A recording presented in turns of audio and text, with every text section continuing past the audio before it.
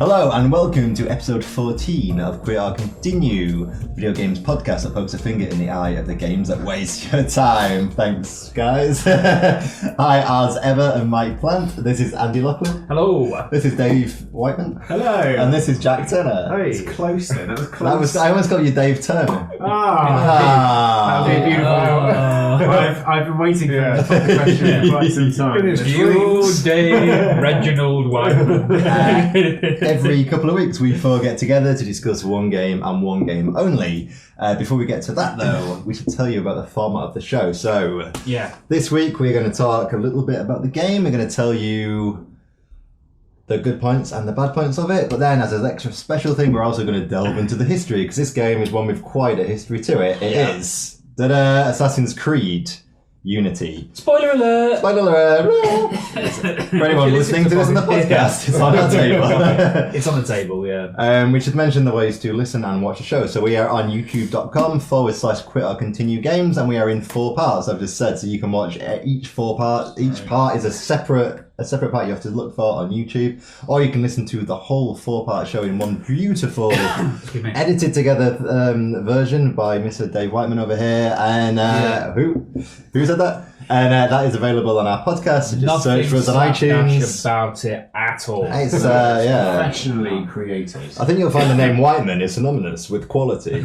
Yeah, it's a bit like Kubrick or Spielberg into the world of plastering. I taught them everything they know. Yeah, about plastering. Assassin's Creed Unity, guys. Yes. So part 1 in the show, as I say, we'll discuss the finer points of the game, really, and introduce the game. Question actually as a start for this one, but I don't want to obviously not go into good points or bad points. But is this a good example of an Assassin's Creed game? Because I've only ever played the first Assassin's Creed. Wow. I've played this one. And so I just wanted to know, so am I going to expect, should I expect this to always be? I think the well-established pecking order of the goodies is Assassin's Creed 2, and then probably Assassin's Creed 4. And then the rest are up for grabs. So I would chuck Brotherhood in there. That's Brotherhood. Yeah. So that's Assassin's Creed 2 Brotherhood. I don't think the third one in that series is much cop, to be honest. But the first 2 in the Assassin's Creed 2 series are good. Miles, Ezio arc, isn't it? Yeah. But I feel like 4 was slightly left field, wasn't it?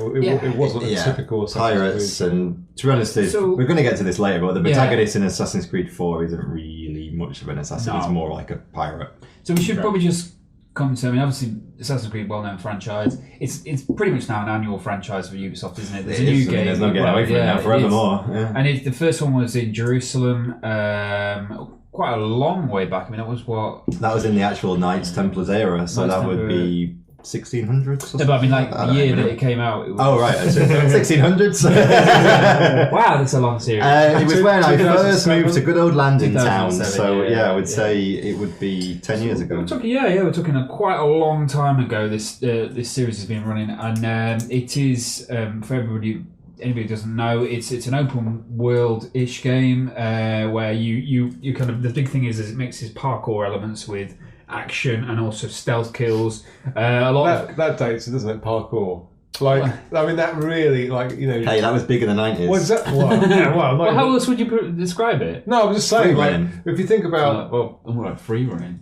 I think it's pronounced parkour. Although very apt for Unity, given it's in Paris. Yes, I can't believe. Think about it now. I can't believe that in 2007.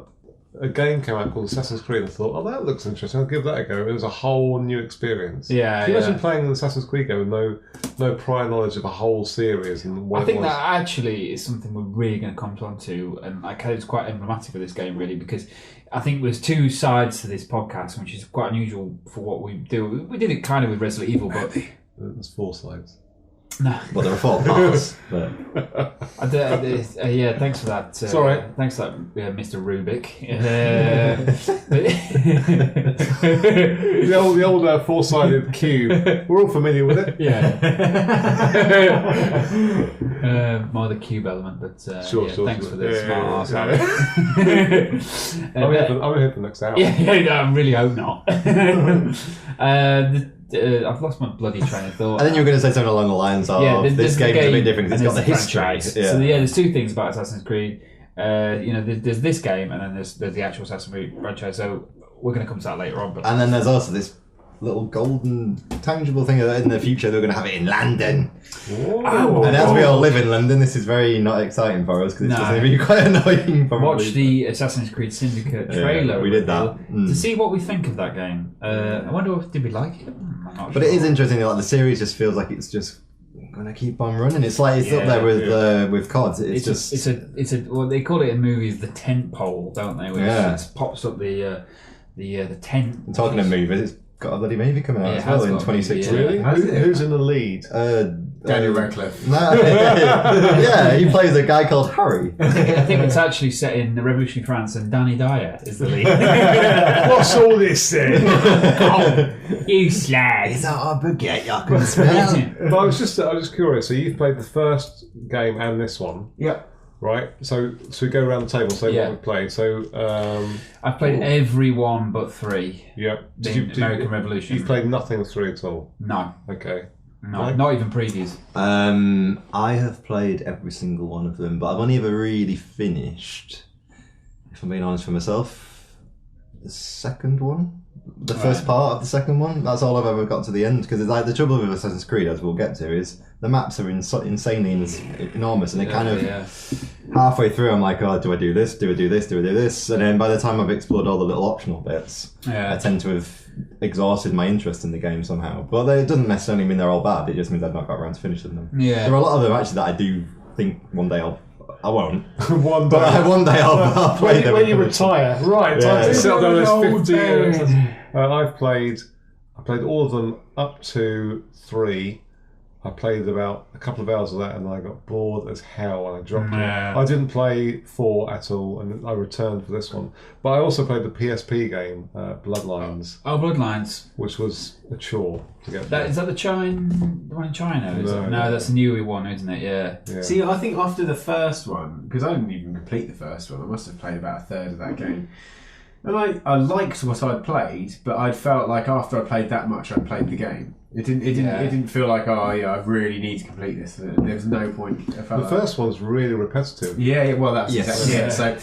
So then I was really excited before that game came out. And so when they started announcing the second one, I just thought, well, I've played it, haven't I? Because I've played the first. I know that's a bad way of thinking. I was young. Interesting that the second one, so to interrupt your point, but the second one is the only time that there's been a gap in terms of the development time. So I think there was maybe 2 years between the first one and the second one, which is like now it must be the people who work on this game every year must be like, oh my god, that's constant flux. Yeah, I mean, I think the for anybody who's not played any of the games, the kind of the gist of it really is you play. You go back into a historical period of time. So the first one was Jerusalem in the sort of Middle Ages, wasn't it? Really, Rome with the kind of Renaissance, and then you went to the American Revolution. Yep. Black Flag was the pirates era. It's like the Jamaican Caribbean. Islands. The era of sort of Blackbeard merchants and those guys.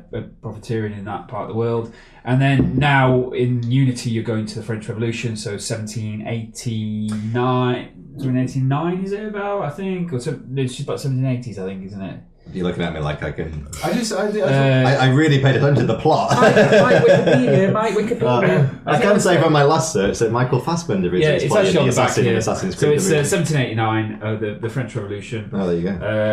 And the next one is going to go to London in Victorian era. One thing I will say, they do pick, so on that list, they picked really good sort of times to go to until they get to Syndicate, and I kind of think, well, actually, I think Victorian London we've got such a massive history in the UK, and I kind of think, why on earth have they picked Victorian London? It's so overdone. They could have done the Henry VIII era. That would have been quite cool. Although that is also overdone. We're not in games. But that's overdone in films. No, it's not in games. But I think Victorian stuff. Anyway, we don't want to go into Syndicate because we've already slagged that shit off. No, but I just think as a sort of positive for the Assassin's Creed series so far, I think they have actually gone listening to that. There's quite a lot of interesting kind of time periods to go to. And then do you know what the richness on the detail, and we'll come on to some of the historical bits and pieces later on, but the richness and the detail, and they clearly put an awful lot of work into particularly mapping out the world I think Paris looks amazing. Not like things like you'd expect, like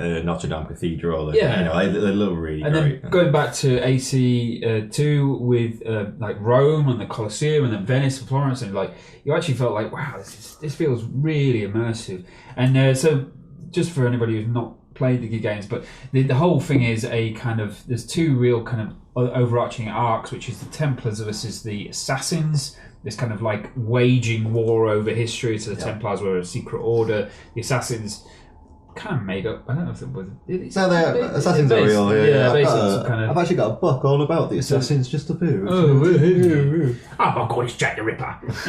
No, but they were like the whole thing about them going through the ages is made up stuff just for the series. But there was this like sect of assassins in. So it's kind of like this historical battle between these two orders. And then there's also this extra sort of line, which is the modern day stuff. So this company called Abstergo are doing kind of they're sort of twisting with the genomes of history, and like there's a bit of kind of in Black Flag there was a bit of kind of sort of historical tourism, so a bit like Westworld, I suppose, elements, where you go back and you live a certain era and you're like, I'm a pirate, but I can't actually die. And then there's also... You get desynchronized, you never die. Yeah. But then there's also the this kind of like conspiracy theory where Abstergo are this big corporation and they are, kind of, trying to unlock the secrets of history to control the future, effectively. So are you still following the story? Because after X amount of games, I'm completely lost. There used to be a guy called Desmond who's no longer. I remember him, but I played through this game, and to be honest, I just blitzed through the story part. So I just lost it completely. So in these latest ones, they're all about, it's almost like a theme park where you just go into the lives of these people, or else it's like a research for people. In the current day, to look back at what happened in the past and try and get these artifacts from the past and find out where they are. A bit like you'd maybe look for the Holy Grail or something. But then before Black Flag, it was all about this fellow called Desmond Miles, who somehow was linked into the history of the Assassins, and it got basically, as it sounds, it got incomprehensible and mental. And you can tell Ubisoft have kind of looked at the situation and gone, no, we'll forget about that then. Let's just make it really simple. But what happened? It hints at that kind of virtual playground at the start of this game, where as soon as you hit the start button, you are presented with a menu where you can choose which era you want to leap into. Oh, yeah. And there's like 12 or 15 different eras you can go into. But you can only select one, which is, as it happens, Paris, Revolutionary Paris.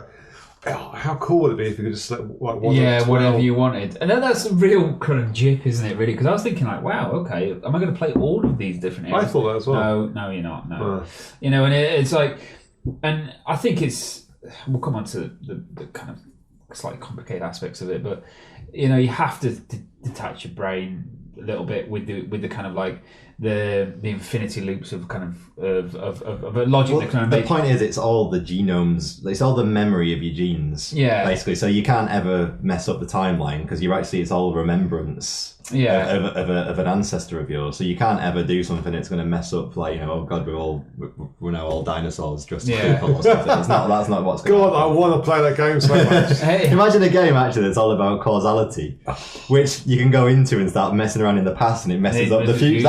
That would be really good. I mean, Day of the Tentacle touched on it, I suppose, back in the day, but that would be so good. That was a game. Let's talk about Day of the Tentacle. Screw this.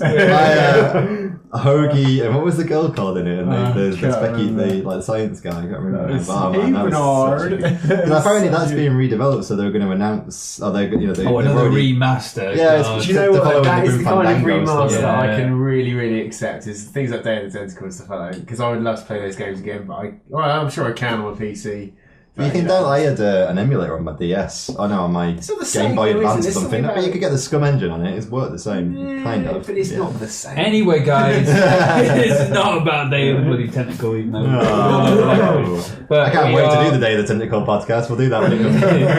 We'll do that when it re-releases. It's a continue, by the way. No, it's not. But anyway, Assassin's Creed Unity. Lots of crazy shit. It's a bit like Quantum Leap. Let's start talking about that's a good time. Right, okay, so that's the end of part 1. I don't know what noise Ziggy made anymore. I can't remember. Quantum Leap was good though. Yeah, it was good, really good. Apart from the end, which was a bit depressing. Did he make the leap home? I can't remember. He never comes home. He decides not to go home. Oh boy! Oh boy, there's a heart attack. Oh, classic. We should all do that now, really. Do you remember when he used to leap into a lady? That was always entertaining. Oh, the chimpanzee that one time. Don't remember that. He was like a chimpanzee in the NASA space program. Female chimpanzee? I With a wig on, because that would have been really funny. Oh boy! Oh boy! Female chimpanzee does not have a wig on. Jack. Sam Beckett leaps into a PG Tips. He's like, he's pushing a piano up a staircase. He's got the wig on. Oh boy! It's not that. That's the Jurassic Park. It's do. That's the Quantum Leap theme tune. Anyway, that's jaunty. That is the end of part 1 of the Quitter Continue Assassin's Creed. How can I even say this? Stay tuned. That's the end of part 1 of it. I'm sure you're going to tune in. Listen to part 2 where we'll talk about the good bits of Assassin's Creed Unity. Yeah.